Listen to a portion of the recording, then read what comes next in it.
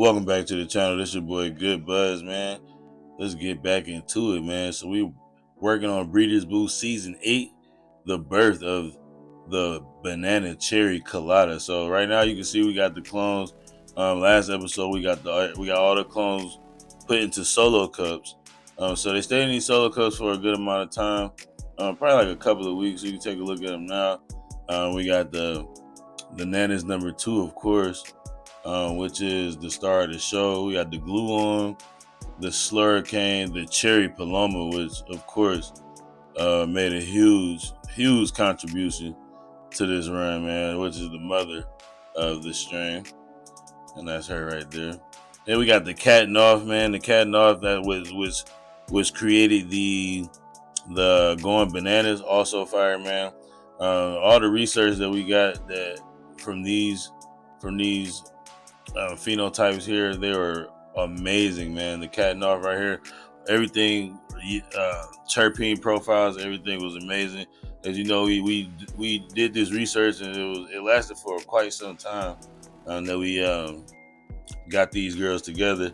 So as you can see, a couple of weeks later, this is what they was looking like. We started to get some roots coming out the bottom of these as well. So they actually, I was really happy with these clones. They started thriving really well.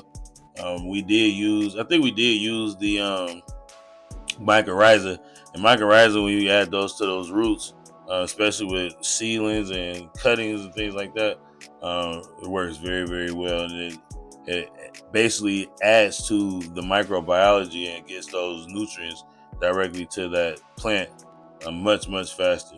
It's like adding an entire ecosystem, allowing those micro organisms to make it to the plant, break down those nutrients, and get those plants fed much faster. So it's pretty fucking cool, man. And so as we skip ahead just a little bit, man, you already know we got them all planted. So right now we got the two. I think we ended up keeping the donors in the 1 gallon pots. We put the rest in 5 gallon pots. And so what we do is we actually made a homemade silver thiosulfate solution. If you don't know about that, we made a video on it. If you want to see another video on it, because the video is kind of old, say STS solution in the comments, and I'll get that out for y'all. I'll probably remake it because we got another run we doing soon. So and actually, off the top of my head, I wouldn't even remember what the ingredients was called right now. Anyway, so let me know. So what we did was we sprayed this on the plants every 3 days. And so you don't even need, I heard with thiosulfate solution, you don't even need to do it every 3 days. This is my first time actually doing a live donor. That's going to be pollinating these plants. And this is all new research for me. So this is how I decided to do it. I had a few sources that says that the live donors do very well pollinate, and actually they did very fucking well. I don't even know we needed 2 because I ended up using 2, which was unnecessary. There's a few things I probably would have did different with the positioning and how the whole thing was set up in the first place. But we're gonna go ahead and turn those lights off. I like to turn the lights off after we hit them with the STS solution and get them back on the next day after it dries down, because it can cause burning. When you spray your plant anytime, it can cause burning. And as you can see, they thrive once that stuff absorbs.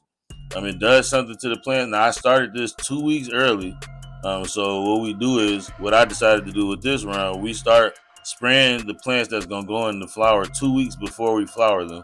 And then after that 2 weeks, then I'm going to flower them. Oh, the light turned off on me. And hold on, he running to hurry up and go get that light back on. And after I flip those to flower, I spray them for another 2 weeks until I start to see those seeds, those pollen sacs. Once I start to see those nuts forming, then I go ahead and flip the entire run in the flower after that. So once we hit that entire run, and what's the deal? This your boy, Mr. Goodbuds, man. Make sure y'all go to Mars Hydro and check out the FC series, sporting that awesome LM301 diodes from Samsung. We got the FC6500, which I recommend for a 4x4, rocking 730 watts from the wall. And then we also got the FC3000, which is perfect for a 3x3.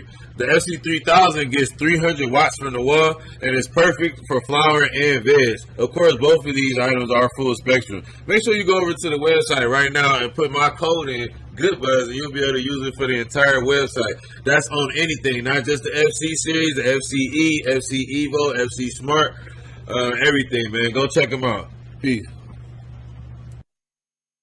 The flower, the donors are 2 weeks ahead of the rest of, what do you call the receivers? I'm not sure. The transplantees? I don't know. Comment down below. What do you call them? The girls that's going to receive the pollen. And so, as you can see, actually, man, the Slurricane number 7 was a weird plant, man. It did not last that long, and I'm not sure where I just got that top from. But I was in here doing some things. And oh yeah, that's right. We were actually low stress training. Some of the plants were a lot taller, and I ended up breaking one of them off, which ended up being pretty cool. When you take that large top off, then they start to explode. The Slurricane number 7, man, we had serious issues with the Slurricane number 7. I don't know what was wrong with it. It had some type of disease or something, but it just had issues, man. And so we didn't end up getting much from it, man. Make sure y'all like this video and y'all subscribe, man. I appreciate y'all for joining me once again. And shout out Mars Hydro. We up underneath the FCE 6500, man. We gonna go ahead and get up out of here, man. Peace.